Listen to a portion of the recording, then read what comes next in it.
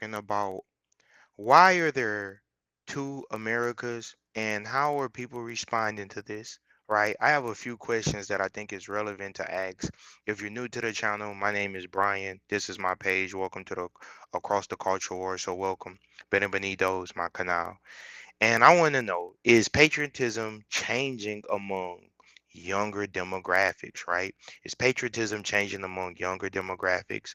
To Americas, uh, why people see the country differently, as well as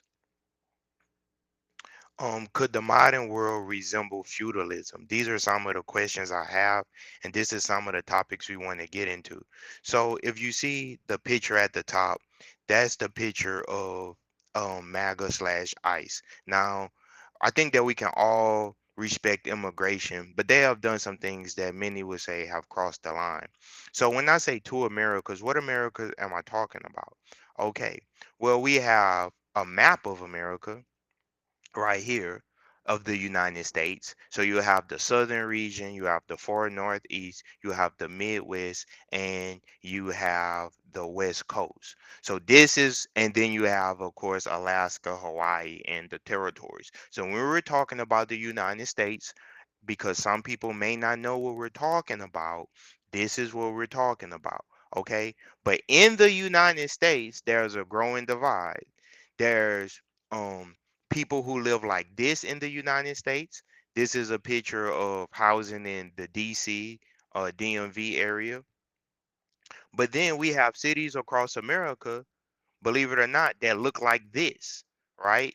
You have cities in America where like in January 6th, when I'm talking about the two Americas, you have people that was enabled to storm the Capitol because they didn't like election results. And they call that democracy. Now, my question is, do you think that that's right? Right? Do you think that that's right? And we're also living in a world, you guys, where increasingly young people are struggling. It seems as though young people may totally be locked out of ownership. And my question is, do you think that patriotism is changing among younger generations? So, with the war in Iran, many people are calling for patriotism, right? Many people are saying America at all costs. So this is probably the most controversial video I'll ever make. It's about a topic that, depending on who you ask, is either a total racist conspiracy theory or something that's actually happening. Isn't the end of white America, as we see the rise of Hispanics, a good thing? Proof that America is a melting pot, that anybody can succeed here, no matter the color of your skin or your religion or whatever. What is going to hold us together when we don't have a common religion, we don't have common beliefs about right and wrong and morality as we used to? We are at war over whether or not equality means equality of rights or equality of reward. Now, there's a lot of names for it. Some people call it the end of white America or the replacement theory, which is the idea that white populations in Western nations are being replaced on purpose through immigration, low birth rates, and corporate policies. And white Americans will soon be a minority, and that's great. Whites will not be the majority. I mean, it's an exciting transformation of the country. It's an exciting evolution and progress of our country. We are going to be a white minority very, very soon. I'm okay with that. America is going to look very different in 100 years. You're not going to be able to tell you're black, you're white, you're Hispanic, you're Puerto Rican, whatever. It's going to be very complex. For the first time in American history, the number of white people went down.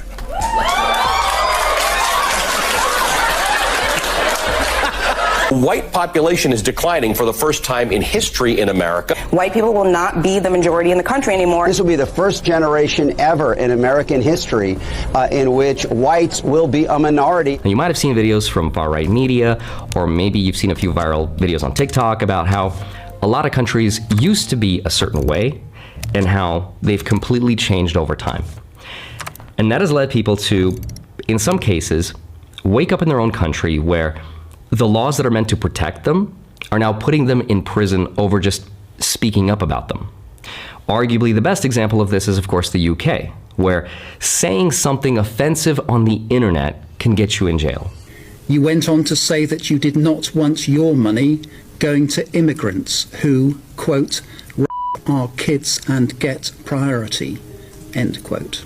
Although you said that you had no intention of carrying out any act of violence, there can be no doubt that you were inciting others to do so. Otherwise, why post the comment?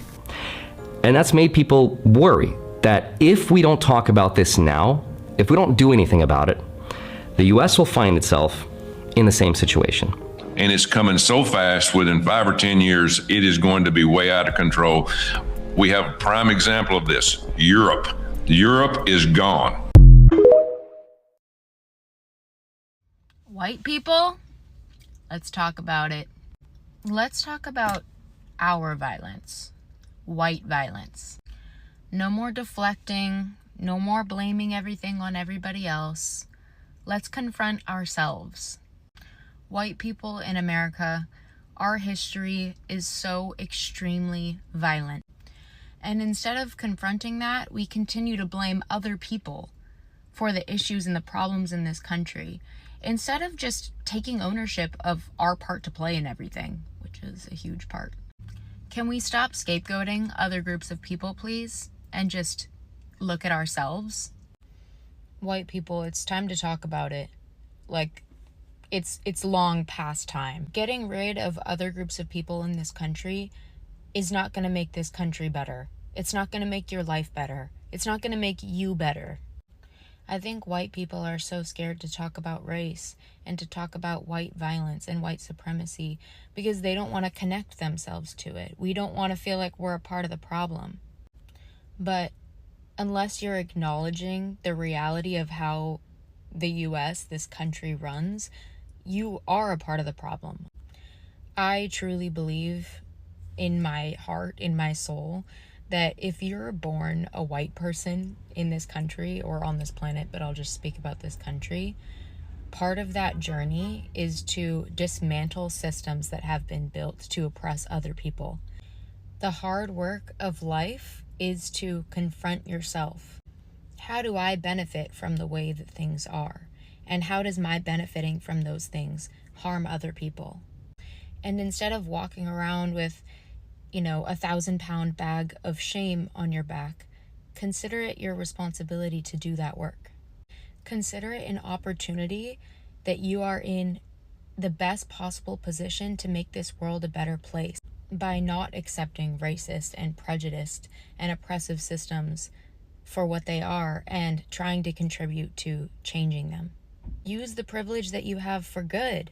I don't think that anybody can ever really love themselves without being honest about themselves, without being honest with themselves. And that work is painful and hard, but it's so worth it.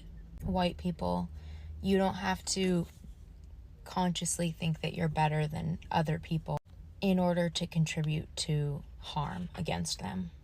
All it takes to contribute to harm is to stay silent and disengaged. White people, can we finally get this shit right?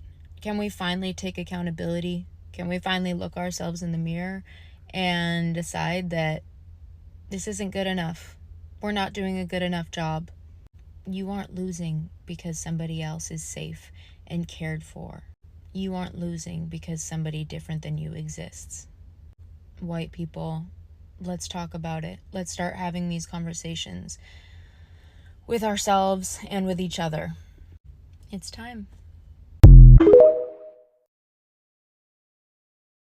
White people, it's like a Stockholm syndrome. They sort of are in love with their captors, and they're not able to kind of accept what's going on. Particularly on the left, it's this sort of notion that because we have had an imperfect past, that white people have some hereditary blood guilt. The balance of American history just shows that that's a really myopic, childish way to look at our history and our country. Well, it's demonstrably absurd. If America is so racist, if systemic racism is such a barrier, then why are non-white people moving here by the millions? So obviously that's silly.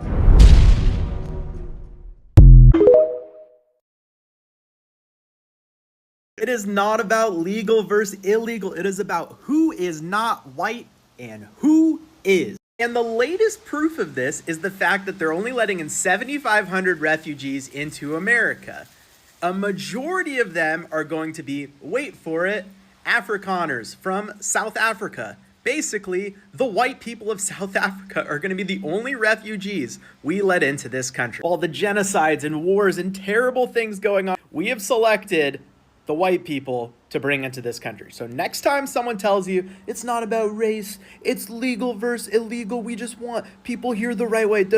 Guys, they only want white people here. It's very simple. I don't know why white people are so threatened by other races. Like, I'm a white guy. I do not care what color you are. If Jesus himself were to come into this country as a refugee, well, first of all, he wouldn't be allowed to. But let's say he came into this country, this administration wouldn't want him here because Jesus was not white. Okay, that's my rant. So how are we, the people that voted for Donald Trump, supposed to continue to support him when his name has been mentioned 5,000 times in these files that have been dropped? We're going to play this video in full. But first, we have to fact check her in real time. Check this out. It wasn't 5,000 times that his name was mentioned. It was 38,000 times. Shit. You see what I'm saying? So this is where I'm saying, this is why I'm saying, don't be loyal to an ideology. Be loyal to truth.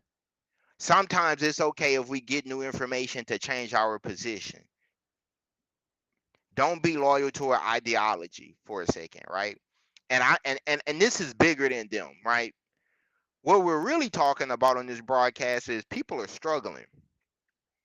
Young people are struggling. Don't be so loyal to an ideology that when you're loyal to an ideology, but your grandkids are struggling. You're loyal to an ideology, but your kids are struggling. That's what make you look goofy. Not you, but just people in the world. I'm gonna be loyal to an ideology, but the same ideology is hurting my kids. I'm voting for these people, and I'm saying how good they are, but then they best friends with these other people. Come on, man. This is what I mean about the kids are struggling. This message is for Gen Z. We baby boomers, we screwed you guys over big time.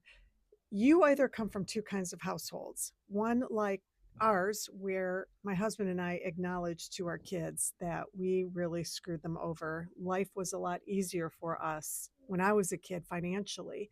Or you come from the kind of household where your parents or grandparents are like, you think you had it bad, look at how bad we had it. So I looked some stuff up. In 1973, when I was a kid, and my dad was a factory rat, he worked a machine making toilet paper. The price of a house compared to your average median income was a ratio of 3 to 1. And in 1973, home ownership was a standard milestone. Okay. Today, the price of a house to the income ratio is 5 to 2. And owning a home is a major financial hurdle. In 1973, a middle-class family could afford to raise 3 children on a single income. And after paying their house payments, their health care costs, and taxes, they were still left with 50% of their discretional income, like our family. That's how we were able to afford a built-in pool and go to Disney World and all sorts of things. Today, after paying these 3 things, But see, Jimmy, and I thank you because you're coming on the broadcast, so it's all due respect. I mean this respectfully. You're saying your kids do not struggle because you work. But I think that you're missing the greater picture. The environment is at risk. The corporations are literally discussing how to bust up unions. They've already successfully done that. How to make Americans get into the gig economy. Think for a second. Why are millions? She's a baby boomer is telling you how much young Gen Z and Gen Alpha are going to struggle. Everyone is looking at it and saying the young people are struggling. What happens when you're no longer here? God forbid. We gotta look at the bigger picture. We got to look at the bigger picture. You can be a doctor, but if there's no hospitals for you to work at, you get what I'm saying? You can have the education, but if there's no market to bring your skills to, what are you going to do? The investors are sending the jobs to Malaysia. The billionaires are all moving to Singapore. The billionaires were just all in Dubai before it was getting bombed. The billionaire class who own these corporations, they're not going to stay in the United States. Why, Jimmy? Because they would have to give up their wealth and pay more taxes. And we know that the Republicans are going to give the wealthy tax breaks. Healthcare and taxes. It eats up 75% of your discretionary income. And providing a family of 3 children a comfortable lifestyle is now considered a high income luxury. And speaking of college, in 1973, you could work a full-time summer job and pay off an entire year of college and room and board and books. Today, we're leaving you with decades of debt. Decades. Speaking of healthcare, up until 1973, when President Nixon and Republicans passed the HMO Act of 1973, healthcare companies were nonprofit. We barely paid that much in healthcare premiums each year, and we had virtually no out-of-pocket costs. Today, paying for healthcare is the leading cause of bankruptcy in the United States. And here's one more fun fact. In 1973, the cost of a new car cost roughly 26% of your annual median income for a middle-class family. Today, it's 60%. The boomers inherited from what has been known as, and come to be known as, the greatest generation, my parents' generation, because they went through the Depression and they wore and they sacrificed to make America really a better place. They created an America that had the largest middle class that the world had ever seen. Now, what did we, the baby boomers, do with that? By the late 1970s, the median wage in the United States stagnated. Adjusted for inflation, most Americans really didn't see any improvement, even though they were working hard, even though they were playing by the rules, even though they were doing everything they were told to do. The social contract had been, if you do that, you will do better, and your children will do better. If companies do better, the employees of those companies will do better. What we are living with now, Donald Trump, is in many respects the consequence and the final result of those years in which we took democracy for granted. We allowed big money to take over. We allowed all of that wealth and income to go to the top and to big corporations and who monopolized the economy. We allowed labor unions to basically be busted by big corporations to the point where, well, only 6% of American workers are now unionized.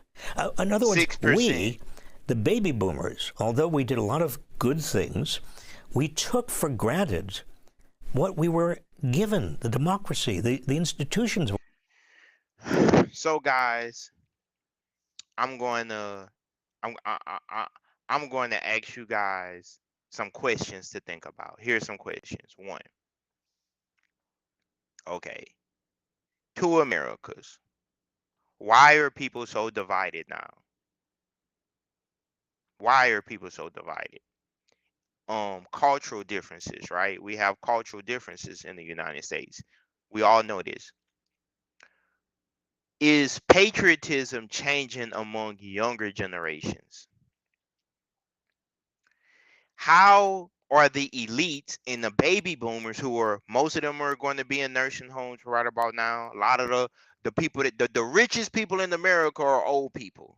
The poorest among us are the younger people. So I want you to think about this, because poor people fight. I mean, poor people and young people fight wars. How are the elites going to convince the younger people to fight in the country that they can't afford to live in. I mean, I'm a little passionate because I'm serious about this, but I'm saying, is patriotism changing among younger generations? If you could buy a house at 22 years old or 25 years old in the 60s or 70s, can the average 25-year-old buy a house in 2026? No. And you know that, and I know that. Okay? And even to do it, they have to go into debt. A college degree now is costing people $70, $80, $100,000, and guess what? There's no jobs after you get it. You're in the rat race. Okay? So I'm asking the question, could modern society resemble feudalism? Or are we kind of going to an era of feudalism?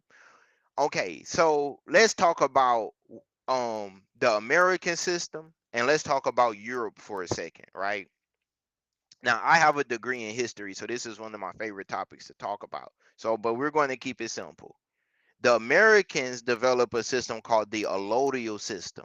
In the allodial system, you have right to private ownership. That means you can own your piece of property and it's yours. In Europe, Europe developed a system of feudalism where the Lord owned everything. Really, the king owned everything, and the king distributed land to his subjects. But in order to get land from the king, you had to fight in the military. So this is Europe. Now we're talking about European history, okay? In the United States, we have a different type of system. It's kind of merged with that old system, and we created something new called the allodial system, which means that you can have private ownership of the land. In Europe, that was unheard of. There was no real private ownership of the land. The king owned everything. And I think that this thinking is part of the problem. We're at a war with ideologies. For one, do you think it's right for one king to own all of Texas, or one king to own all of the British Isles, or one king to own all of France? One person to own thousands of acres? That's illogical to me. Because what about all of the other people? How can one person own everything? But in America, we are kind of headed towards a certain kind of modern feudalism where we are going to be okay with a billionaire class owning everything and millions of people owning nothing. And I think that this is where the cultural differences come into play. But you have to understand history. Now, I want to ask a historic question for all of the history buffs out there, right? Why did Europeans leave Europe and come to America? Isn't that a good question? If everything was going so well in Europe, why would they leave? Why did millions of people leave Europe for centuries, from 1492 to the 16th century, 17th century, even up until the 18th and 19th century? People were leaving Europe en masse. Another question, why are people not going back to Europe?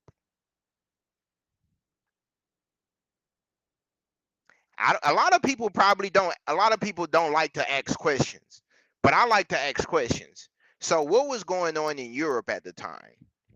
Famine, war, chaos, religious wars, similar to what's going on now. So, okay, we're living in an era that resembles how Europe fell. The only thing that prolonged the collapse of the European empires, who were at constant war with one another, was the fact that they created a third party to be angry at. We're going to turn our attentions to Africa. We're going to turn our attentions to the Americas, the indigenous people of the Americas. Hey, instead of us fighting one another, Europeans, how about we go and fight these other people? But now, that play usually works. It worked for a few centuries, but it's like, it's not working anymore. because is nowhere else to conquer now. So what are we going to do? How can we get people to listen to us again? How can we get people to side with us again? We have to create an enemy. We have to create a bad guy. Oh, I get it. I got a new bad guy. They're talking about the Epstein files. This is the new bad guy. Let's go get him. Everyone stop focusing on me. Let's focus on him. Meanwhile, guys, Americans are struggling. Americans are living in poverty. We live in two different Americas. We live in one America where people have everything, and another side of America where people have nothing. And it's not just in the United States.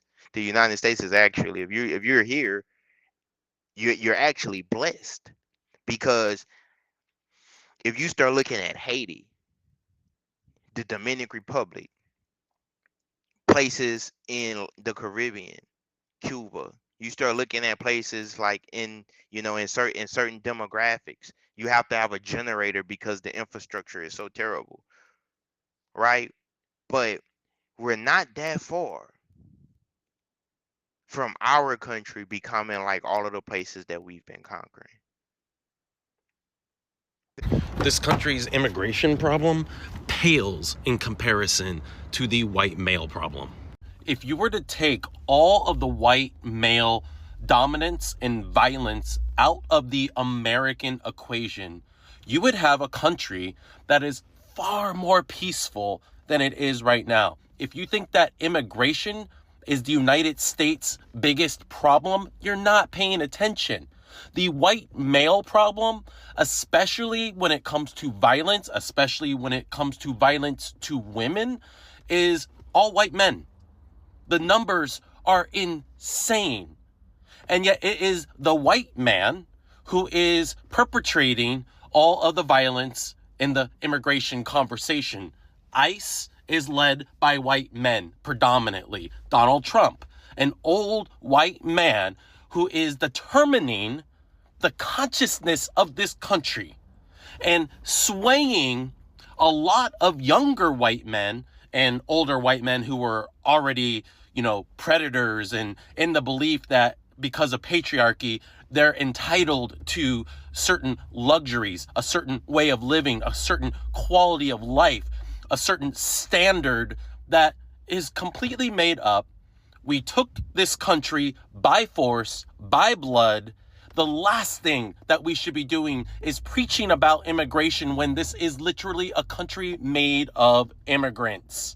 And when you see white men trying to sway the political process, try to sway public perception and say that immigration is the problem and that's why we're in this situation, what they're really doing is misdirecting you from the real problem, which is them. I'm a white man. I can speak very clearly to the entitlements that I have had that other people don't have even now. And if we aren't addressing those problems, we are not addressing what is wrong with America. And I'm sorry if you're a white man and you feel like you're being attacked. This country was literally made by white men for white men in the 50s, maybe before that, after World War II. That the model of society we have was made by white men for white men. That needs to change now. That needs to be acknowledged now. That needs to be transformed now, which takes precedence over immigration. Is there an immigration problem in this country? Sure. But let's deal with that after we deal with the bigger problems causing the majority of violence in this country.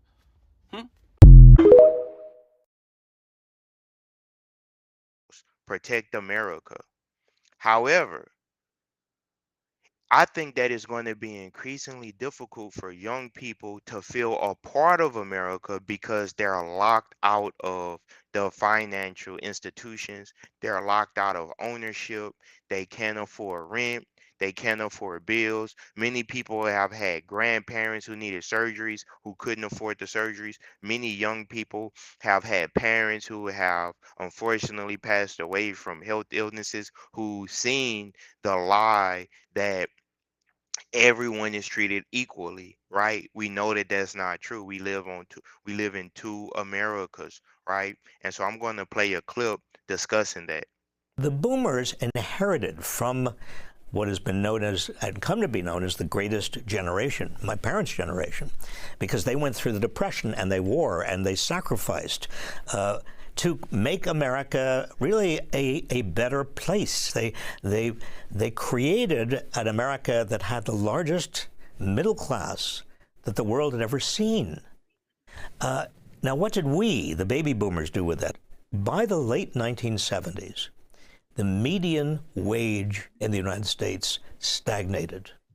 Adjusted for inflation, most Americans really didn't see any improvement, even though they were working hard, even though they were playing by the rules, even though they were doing everything they were told to do. The social contract had been, if you do that, you will do better, and your children will do better. If companies do better, the employees of those companies will do better. What we are living with now, Donald Trump, is in many respects the consequence and the final result of those years in which we took democracy for granted. We allowed big money to take over. We allowed all of that wealth and income to go to the top and to big corporations and who monopolized the economy. We allowed labor unions to basically be busted by big corporations to the point where, well, only 6% of American workers are now unionized. In other words, we, the baby boomers, although we did a lot of good things, we took for granted what we were given, the democracy, the institutions of our democracy. So one of the questions I'm going to ask my audience is, why does it seem like the people in the United States are more divided than ever, right? We live in a completely polarizing time period, and I think that future generations are going to look back at us and they're going to question what was going on in the 2020s, right? And some people may not understand that you're living in history, but you're living in the middle of history. History is being made right now. You're living in it. And what side of the moral argument are you going to land on? Now, this is what I mean, we're living in history.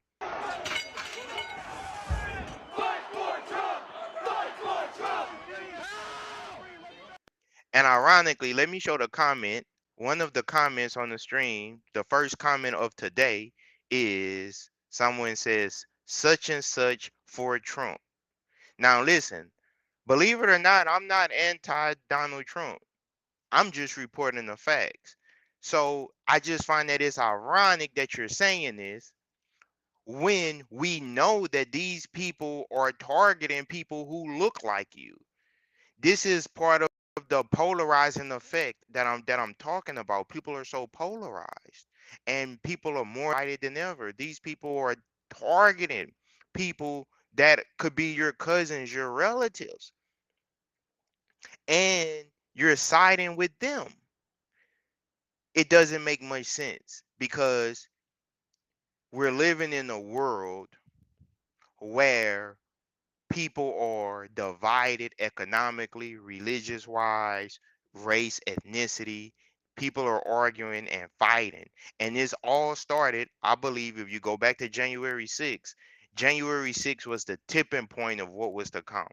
And I believe 10 years after January 6th, things are going to be even worse, right? So now we're living in the world now. We went from January 6th to what's going on in Minnesota. We went from January 6th to what's going on in the trucking industry, right? People are being stopped. Ask for IDs, ask for driver's license, ask can you read and speak English. Things are actually outrageous right now. And meanwhile, while all this is going on, young people are what? Young people are looking for jobs.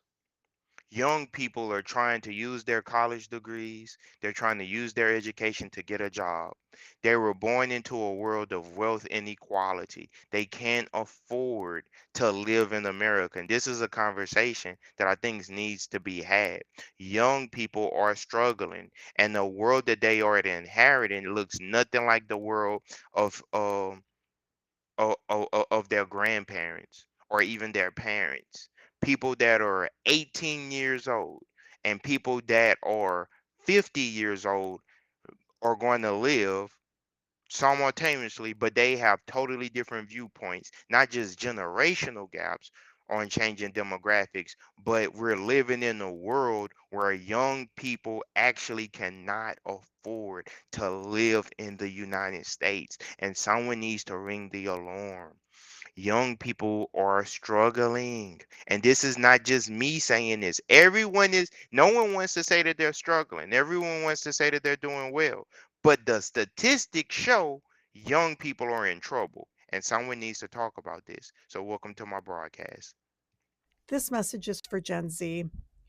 We baby boomers, we screwed you guys over big time.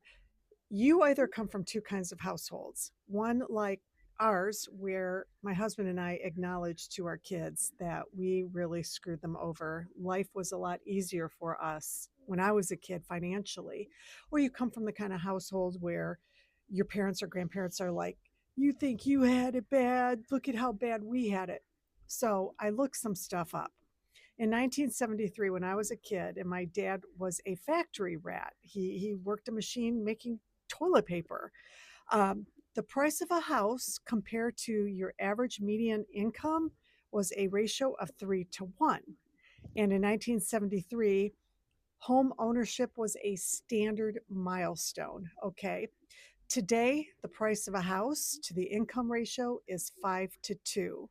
And owning a home is a major financial hurdle. In 1973, a middle-class family could afford to raise 3 children on a single income. And after paying their house payments, their health care costs, and taxes, they were still left with 50% of their discretional income, like our family. That's how we were able to afford a built-in pool and go to Disney World and all sorts of things. Today, after paying these 3 things, house payment, health care, and taxes, it eats up 75% of your discretionary income. And providing a family of 3 children a comfortable lifestyle is now considered a high income luxury. And speaking of college, in 1973, you could work a full-time summer job and pay off an entire year of college and room and board and books. Today, we're leaving you with decades of debt. Speaking of healthcare, up until 1973, when President Nixon and Republicans passed the HMO Act of 1973, healthcare companies were nonprofit. We barely paid that much in healthcare premiums each year, and we had virtually no out-of-pocket costs. Today, paying for healthcare is the leading cause of bankruptcy in the United States. And here's one more fun fact. In 1973, the cost of a new car cost roughly 26% of your annual median income for a middle-class family. Today, it's 60%. We screwed you guys over, passing Citizens United, union busting, allowing healthcare companies to become for-profit, and so much more. You're not going to hear me tell you guys you have it easier than I did. I had it a lot easier than you guys have it. And from me to you, I am so sorry about this, and I'm fighting to change this. Okay, here's the thing. It's time to get into the discussion. All right. We're living in a world where there are great divisions in our country. We're increasingly reaching a time where there's not going to be a middle class. There are going to be people who have and people who do not have, right?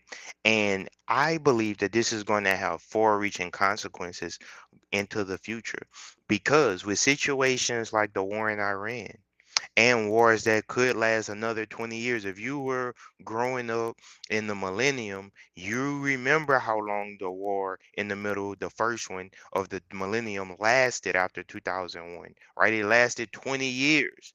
So we can foresee another in a military conflict lasting an additional 20 years, right? How are the elite going to convince young people to fight in a military campaign for decades when the average young person is poor?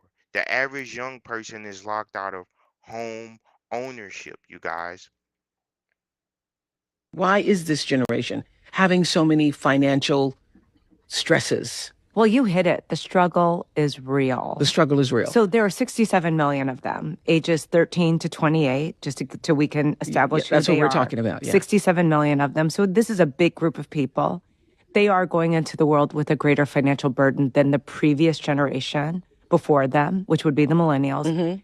Almost double the debt of Gen X, which is who I am. Yeah. And so this is a real situation. Double the debt? Almost double. They go into the world with about $100,000 in debt. And our generation, it was So it is real. 56,000. It is real. It's not just, It's not in our head. It's So if you're Gen Z, what can you actually do? Let's find out. My name's Steve. I'm a 38-year-old millionaire former public school teacher who taught Gen Z, and these are the 3 things you need to do right now. 1, get rid of your negative mindset because you have the ability to get out of debt. Read these 3 books that will help you rewire your money beliefs. Start with 1 and 2. 2, you need to do the boring stuff and track your numbers. These are the tools that you can download, or you can use my free budgeting sheet in my bio or comment sheets and I'll send it to you right now. 3, please listen to me. Never pay the minimum balance. I had a student that had $50,000 of student loans. She was making a little bit of payments every month, and you know what her balance is now?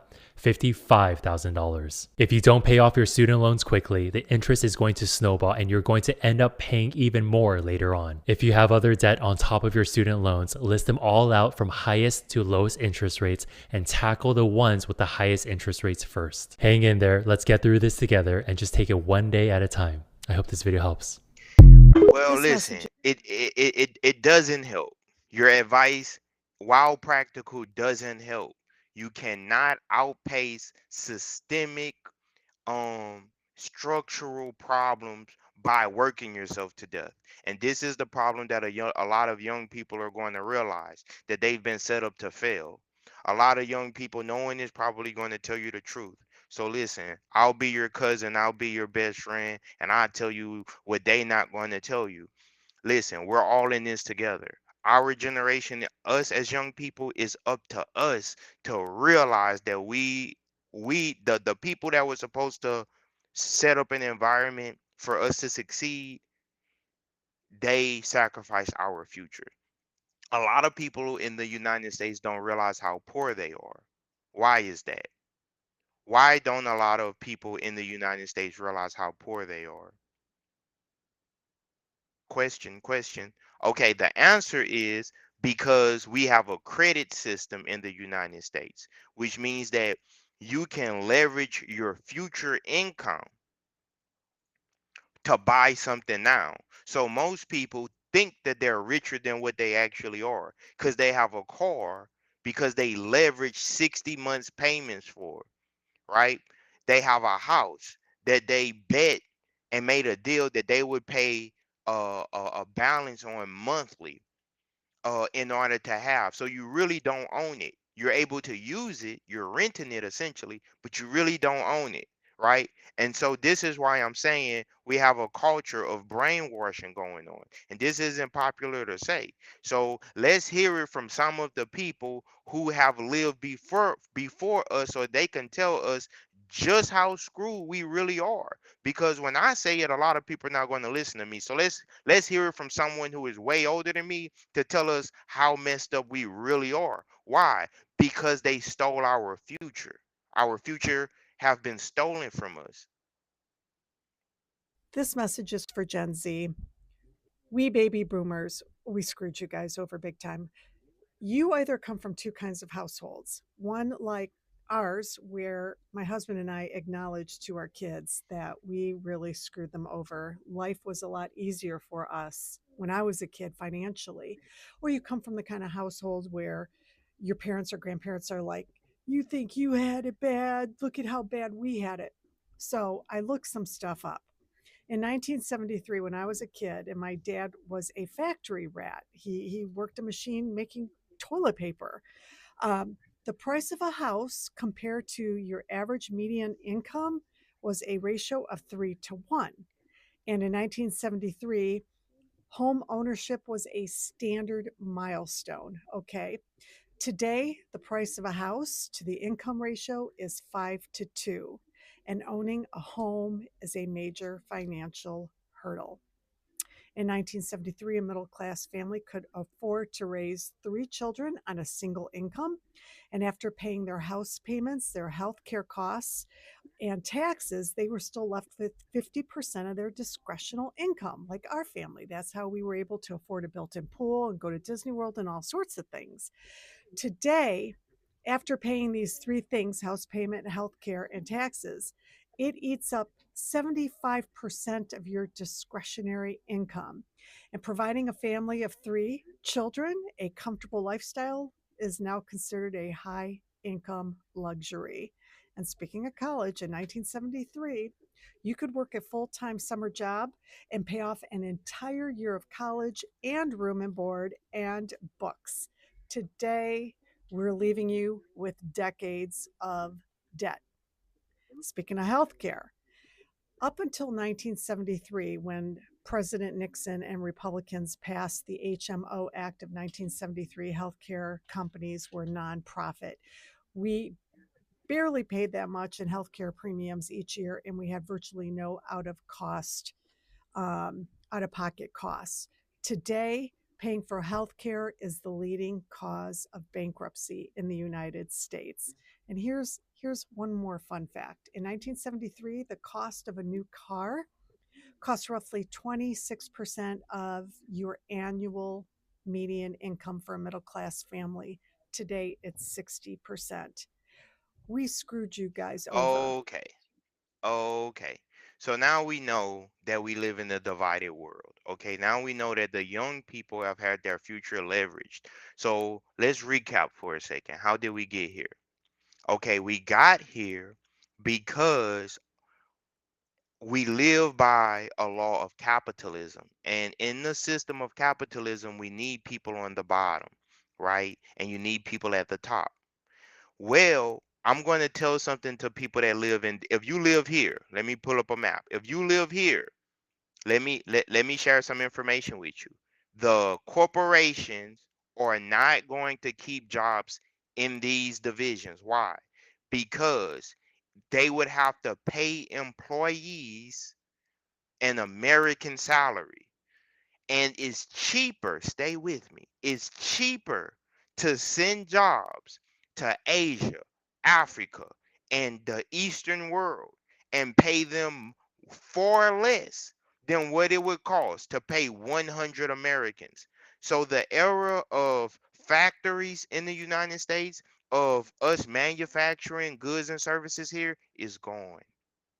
And because we live in a culture where we praise billionaires, but we ignore the common man, the everyday man and woman, your future has been leveraged. Okay. So when jobs and corporations was here, America looked like this.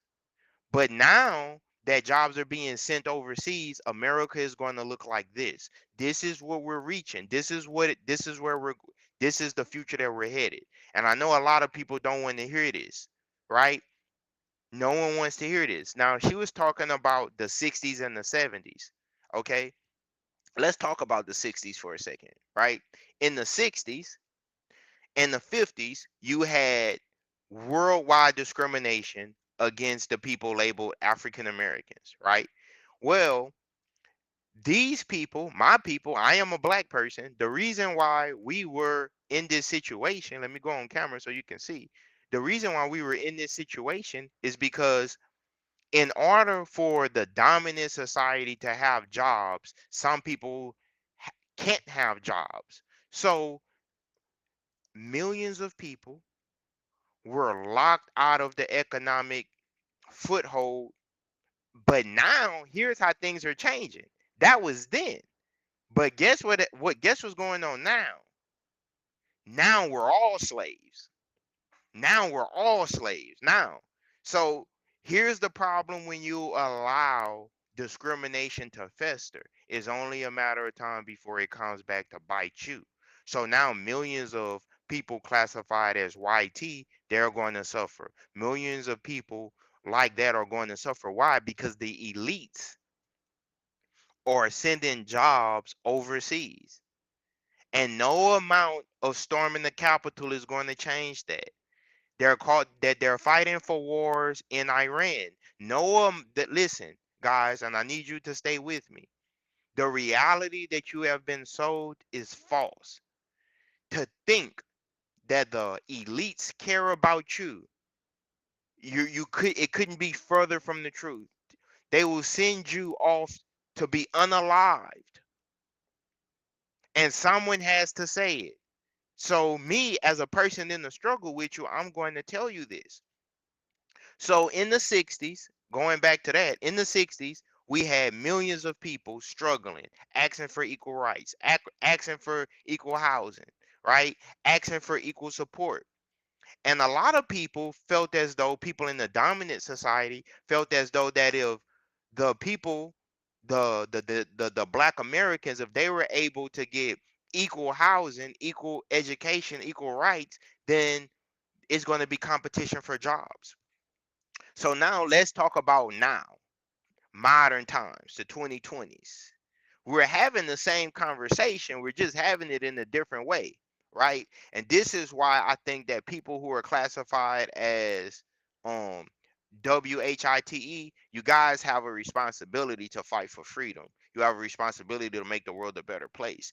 Really, it's up to you guys to make the world a better place because you are really the demographic that's been put under the most stress. Because here's the thing, the elites look like you, but the elites do not help you. They actually hurt you. They use you guys as a buffer class against us. But now we're in a world where we're all going to be facing restricted freedoms because all of the jobs are going overseas. This is the reality. And this is either true or it's false, right? Why are the jobs going overseas? Because on mainland America, the cost of living is so high, the taxes are so high that the corporations would rather send jobs in another land to avoid paying taxes.